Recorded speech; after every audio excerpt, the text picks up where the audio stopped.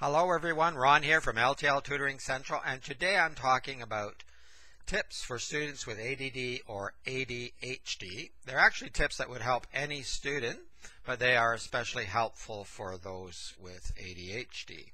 Throughout the video I will be saying you, and you can be talking to the child, the student, could be talking to the parent, and can be talking to both, because frankly often a child with ADHD or ADD comes from a parent who also has ADD or ADHD. It also doesn't matter if you've been formally identified or not.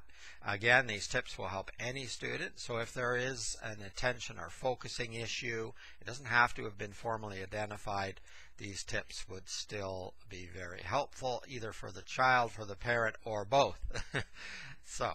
And I'm not talking about all the tips that could help, because there's many of them. I'll be making other videos and blogs. You can also watch some of the previous ones I've made that can be very helpful. But today I'm talking primarily about the environment. No, not the trees and flowers and butterflies, not that kind of environment, but the environment at home and the environment at school for the ADHD student. Things that you can do, tips that will help you make a few adjustments perhaps that can make it easier for learning. So at home, you want to ensure that you have a structure. You want to ensure that you have a schedule, and not just for study time or homework time, but for everything if possible. So you know when the meal times are. You know how that works. You know there's a certain structure, a certain pattern around that. You know when, of course, study time or homework time is. You have that scheduled and planned. And you also know when bedtime is. Very important to get your sleep. I've made videos about that. And also about nutrition, eating. So you want to have set times as much as possible. I know that with different people's work schedules, that's not always something you can be consistent with. But do your very, very best to create a structure. You'll find that it might, if you're the parent, you'll find that it might help you as well, whether you have ADD or not, just to know what's coming and how it's going to work. And also your child or children can be much more helpful if they know exactly what to expect at what time, and this is how the table is set, and this is where the food goes or comes from, or whatever. So you just sort of try to create a structure around that.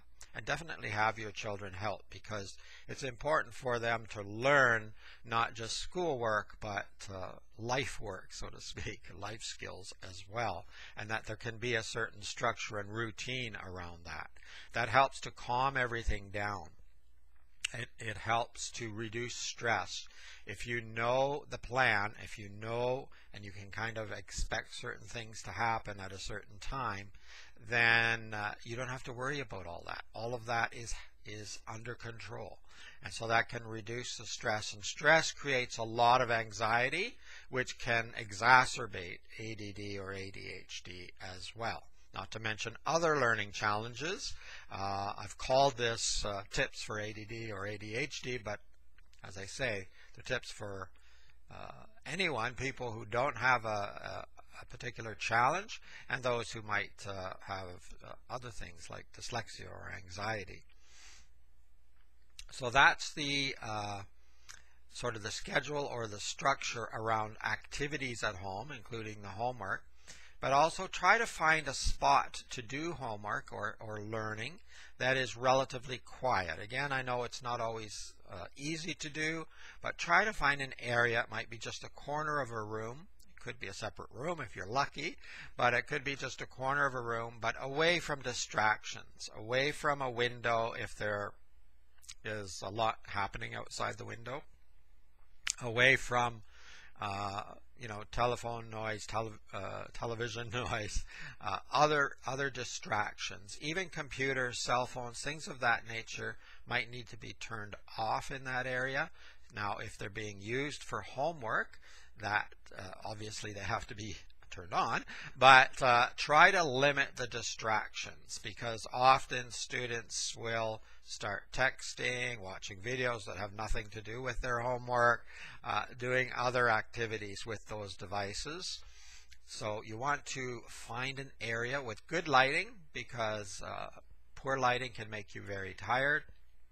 A firm but comfortable chair, and a tabletop or a desktop or something that they can write on, or that their computer is sitting in a proper way so that they can work comfortably. Because if the physicality is uncomfortable, then it will be difficult to concentrate for a long time. That's for anybody.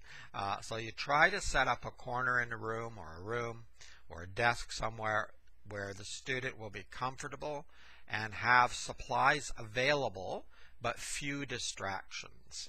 If there are other children, you might need to separate them somehow, close doors, things of that nature. However, having said that, closed doors, depending on the age of the child, you may need to monitor, you may need to help with the homework, so you'll need a spot where you can sit or where you can be helpful as well.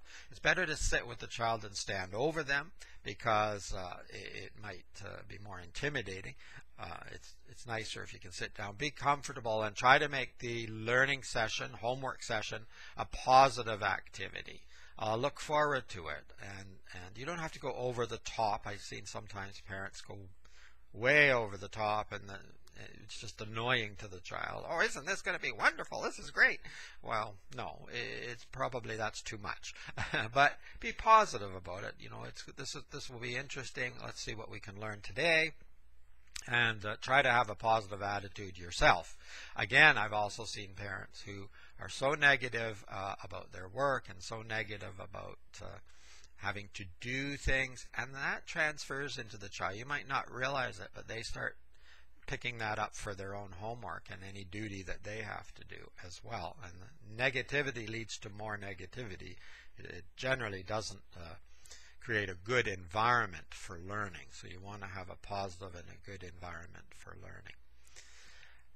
That's a little bit of what you can do at home. A good structure and schedule, and a good location, place for studying with good lighting. Now, at school, if you're an adult, you can advocate for yourself, and you can make some of these changes yourself at home or at school. But if you're a parent, you might need to do this for your child, particularly a younger child. You might need to go and advocate for them and talk to the teacher to see what can be done. Again, if a child has been identified, there are usually lots of accommodations and help. Sometimes when they haven't been formally identified, that's less likely to happen, but you can still go in and talk to the teacher and see if some changes can be made.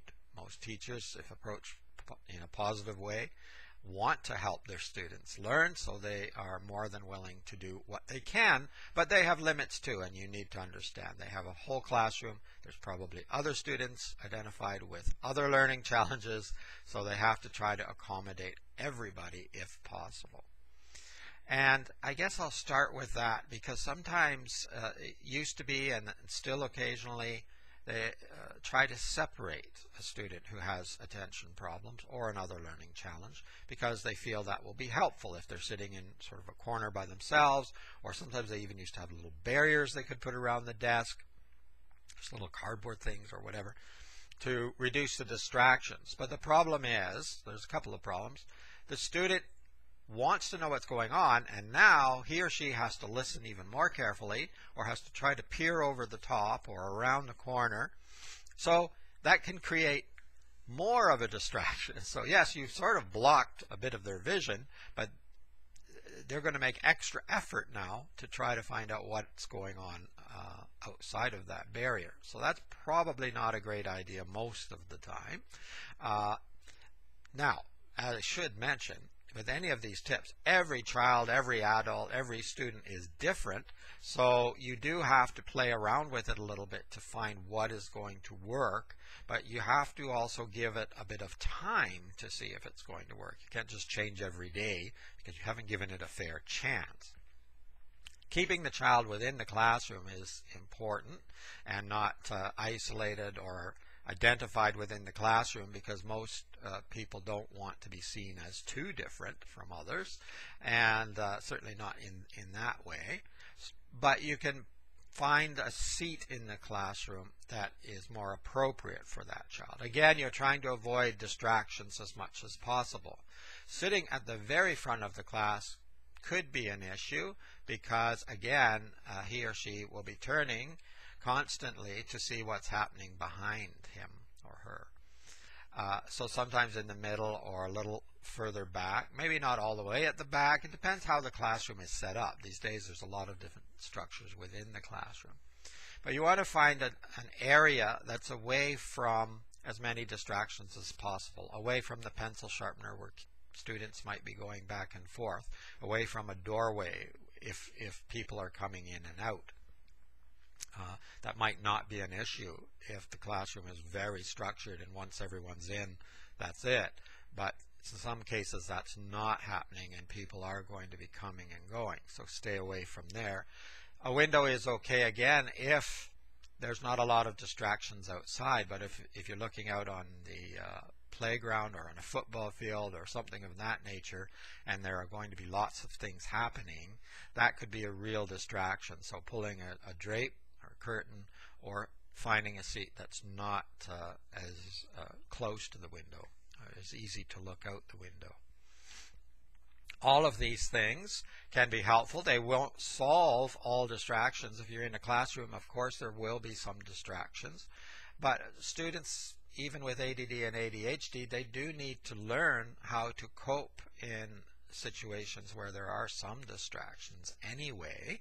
So that can still be a positive thing. You can still use strategies to help them deal or cope with certain distractions. Again, structure is very important. The teacher can help with that sometimes, but again, they're very busy. But see if the teacher can help with ensuring that the student knows what homework is to be done. Writing it on the board and having students copy it down is great for students who can do that or who will do that. But with an ADD or ADHD student, sometimes that just doesn't happen. They're over here. They're not down here writing down the homework, or they're looking at it and thinking, I'll just remember that. No. You need some way of getting that into their agenda, into their book. Another great method is to have a study buddy. So talk to the teacher, because he or she probably knows another student who is very good at keeping track of homework, completing homework, maybe even note-taking, things of that nature. Basically has a good structure already in place, and this study buddy can help your child with that kind of organization, with at least making sure that he or she knows what homework is to be done, writing it down into their book. I mean, the study buddy doesn't have to write it, but he can make sure that she writes it into her book, or he writes it into his book. So now I've lost what I was thinking of. I'm losing attention. But the study buddy can be very helpful. And the teacher, if he or she knows that student A has a study buddy, and sometimes they might need to be whispering or talking at times when others were supposed to be quiet, then the situation doesn't become a distraction for the teacher. So he knows, or she knows, they're just helping one another out. Or they might, as a pair, need to go to the back of the room, or even perhaps leave the room, go in the hallway for a couple of moments at the end of the class, or however the structure works for the teacher, just to organize, make sure things are happening, make sure notes are being taken, and that sort of thing. That can be very, very helpful because you're not really so isolated. You're with somebody else. And to be honest, sometimes ADD or ADHD students or students with other challenges can also teach the study buddy things. It can not bad habits, hopefully, but you know, you help yourself when you help others. You learn yourself when you're helping others. So it's not just a one-way street. It really can go both ways in a beneficial way. So that's a little bit at school. Again, I know it's not always easy, but try to get a good seating position. Obviously, it's kind of up to the school to make sure there's a table or desk or something and a comfortable chair for them to sit on. So you can't change that too much probably. But the location within the classroom can be altered, and you might need to try a couple of spots. Maybe at the front of the classroom will work, but probably more in the sort of back a little bit, so that they can see a little bit of what's going on, and they don't have to keep turning around, and they can hear a little bit of what's going on, but they're not completely distracted by people in and out of the doorway. Or if students are going to the, sometimes there's a corner at the back of a classroom. Once you're done your unit or your certain task, you're able to go back there and play or do something else with others. That's very distracting, so you don't want to be anywhere near there during your actual study time or classroom time. Just a few tips to get you started to help with AD or ADHD. Remember, it's just a label. It does not really identify you as a person. It does not stop you from accomplishing anything. You just need to find a way yourself or for your child or both to help increase focus and set up situations that you can handle.